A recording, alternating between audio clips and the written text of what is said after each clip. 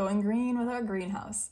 Let's use a lot of loose, wiggly lines to show a whole place of growing plants. Let's get started. It is time to paint a greenhouse. I love this drawing and painting, and I'm so excited for you to paint along with me. To start, we're going to be working with a lot of greens today. So you have a green in your paint palette. However, I don't like to keep green as green. I like to change it here. I'm going to add some yellow to my green and make a more yellow green or bright green.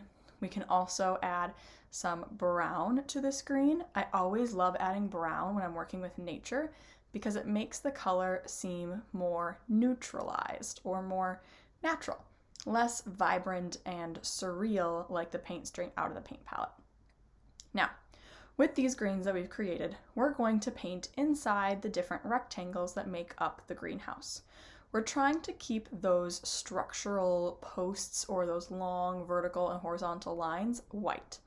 Those are the structure of the greenhouse and what we can't actually see through. These rectangles are the glass windows, so we can look inside and see all the plants growing. Now, we don't need to get super picky about individual plants. We're kind of just gazing in at this really full and busy space with all sorts of greenery. So I'm keeping my brush very loose and wiggly as I create random lines, wobbles, shapes of green. I'm dipping my brush into mainly right now the brown green, kind of the darker green, but we can mix all our different greens together and layer them together. So I'm picking one green to start with, and then I'll be going back and adding little bits of other greens in with my greenery just to show that there is a variety of plants growing and filling this space.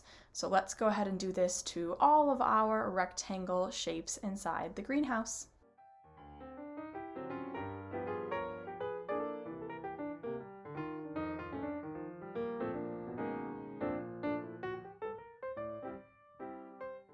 All right, we have finished up all our many greens in the different areas of the greenhouse. We've put in some dark brown greens, some light yellow greens, maybe some plain greens. You could even mix up some different greens. And now our greenhouse is generally green, full of plants, full of interesting designs and shapes. So now we can kind of hint at a few more specific details without, again, getting too detailed. So I'm going to be using some browns to create kind of the hint of some plants on the inside and some plant pots. So in some of these closer windows, I'm going to kind of loosely shape like a, not quite a rectangle, trapezoid-ish shape, and just some little, again, dashes and dots. And I'm not trying to be super specific because it's so crowded and full of vines and plants that maybe I can't even see the whole thing. And I'm going to kind of put these in there. This kind of gives the illusion that there are some containers inside as well as the plants. I actually changed my mind and decided to turn this into a table instead of just a plant pot. I'm mixing a little bit of black in with the brown to create some darker shadow area and just kind of dripping that in along the edge of the brown shape. This creates a little bit more interest and value to the inside and to those objects. Again, just suggesting, we're not trying to create a very detailed interior. Maybe there are some plants hanging from the top, so I can create a few dabs of brown black to show that there are plant pots hanging and plants coming out of there. So that can be a fun way to show a little bit of what's inside by just adding some of those hints using the brown and black color. Now that we have added suggestions of plant pots, we can maybe put some more plant details. So here I'm mixing a little bit of brown and red to create a little more neutralized red color, and I'm dotting in some potential red flowers. Maybe they're growing kind of randomly, maybe they're growing right next to those plant pots. It's totally up to you to create just a few more colors to show that there are different kinds of plants, not just green plants, but flowering plants as well. So you can drip those designs, maybe add a few little stems or details like that to show that, again, more variety. We're adding layers of interest to the interior of our greenhouse.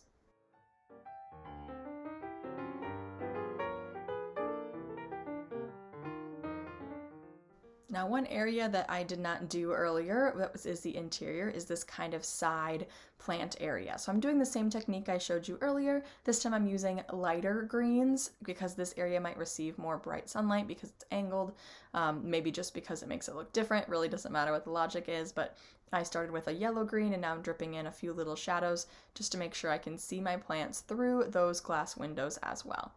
From here, we're going to go ahead and start adding details to the exterior of our greenhouse. So we can create the foundation color, which I think I'm going to make kind of a brown, dark brown, black color, kind of like brick tones. So you can choose what color you might want to create there. And I'm just carefully trying to stay inside the lines. I'm going on top of the step and the edge, this foundation, and I'm picking colors that will look good with plants. When I think of plants, I think of greens and browns for the dirt and all that kind of stuff, so I'm trying to keep those colors similar, which will make my artwork feel more connected.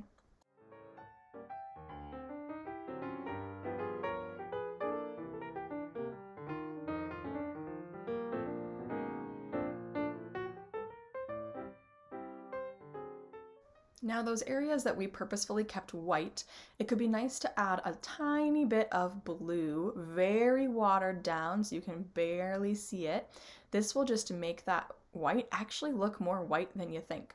Blue is a really great color to add white. I know that's weird, but it's that kind of pure bright white, or if you think of the cool white of like industrial lighting and things like that, it's just going to differentiate this white structure from the white paper. So I'm really watering down my blue so it's super light and transparent, and I'm kind of tracing on top of all my lines and kind of the edge of this door. I could give it kind of a design if I want to, and then I change my mind and I blurt it away. And I'm just trying to make those white edges look more white by adding blue, which seems weird, but I promise it works. So let's do that next.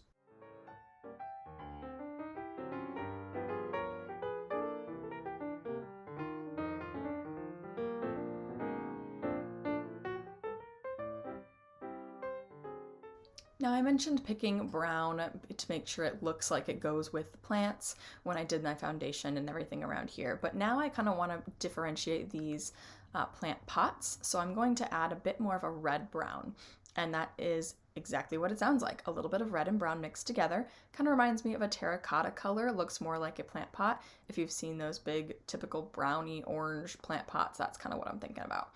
And that'll make those plant pots look a little different from the foundation of the greenhouse. I could also use this color as a color for bricks.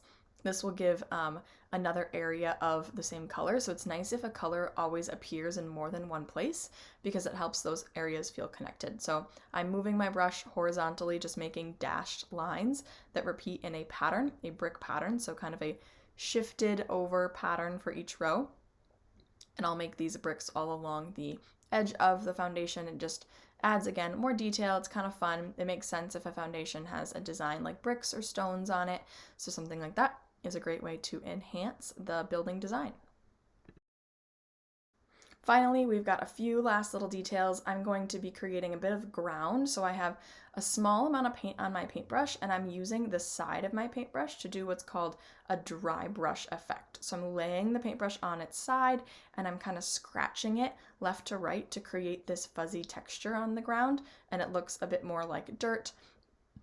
Maybe I'll add some green with it to kind of look like there's some mossy grass trying to poke up. Again, laying my paintbrush on its side and scratching it. So not a lot of water, very little paint, because we don't want to create solid areas of color. We want to create a scratched dry brush effect. So do that across the front, around the path. That will look really fun as the people walk up and see the greenhouse. Finally, I decided that there's a lot of green inside my greenhouse and I kind of want to see the sky through the top of the greenhouse. So I'm going to go back with some blue and kind of just sprinkle the blue around the very top of each window area. This will make it look like there's maybe fewer plants growing up that high and I can actually see through the plant area to the sky. And even though there's not a blue sky in my painting, that will suggest that there is a blue sky in the background. We're just seeing it through the walls of the greenhouse. So that's kind of my final little detail before we wrap this one up. I hope you're feeling more confident with your color mixing and color choices. This was a great exercise for making those greens, learning about how blue is white, and everything else. So nice work. I hope you're proud of your painting. See you next time.